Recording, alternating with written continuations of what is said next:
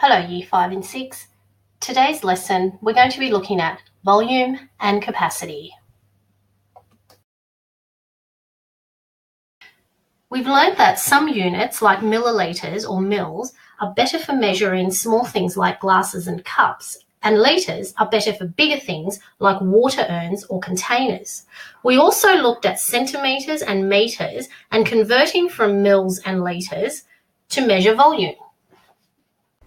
Remembering, a container is capable of holding a certain amount, the capacity, and the volume is the space that the container occupies or takes up. We can work out volume by converting our capacity from mils to cubic centimeters. I've put you all into pairs today so we can work through the exercise. You'll see the containers in front of you, and using those containers, we need to estimate, measure, and use strategies to find the volume and capacity.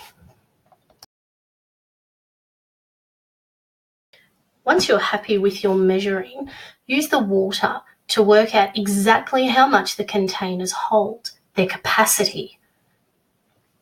Remembering that 1 mil is equal to 1 cubic centimetre, which is what we looked at last lesson. Now, some of you will be happy to work through this section and then move on using the centre cubes that we used last time with the cubic containers, when we use them to fill the containers all the way to the top and measure volume and capacity. This time, I'd like you to measure one row and see if you can find a relationship between that and volume and capacity. Using that same idea, I want to see if you can find a way to work out the volume and capacity of rectangles. I'd like you to try measuring one row and see if you can find a relationship between that one single row and the total volume and capacity of the container.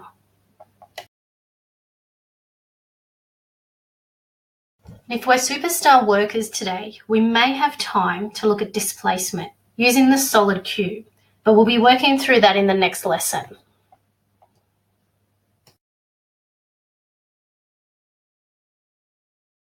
Okay, so you all have the worksheet that I emailed through to you. So have a look at that when I'm finished talking. And if you have any questions, just pop your hands up and we can have a chat about it all together. I'm happy for you to use extra sheets to show your strategies and any working out. And you can just send those through to me on email.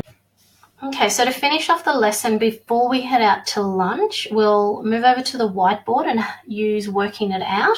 So if anyone has any questions or isn't sure about anything, we can look at it together. Okay, let's get started.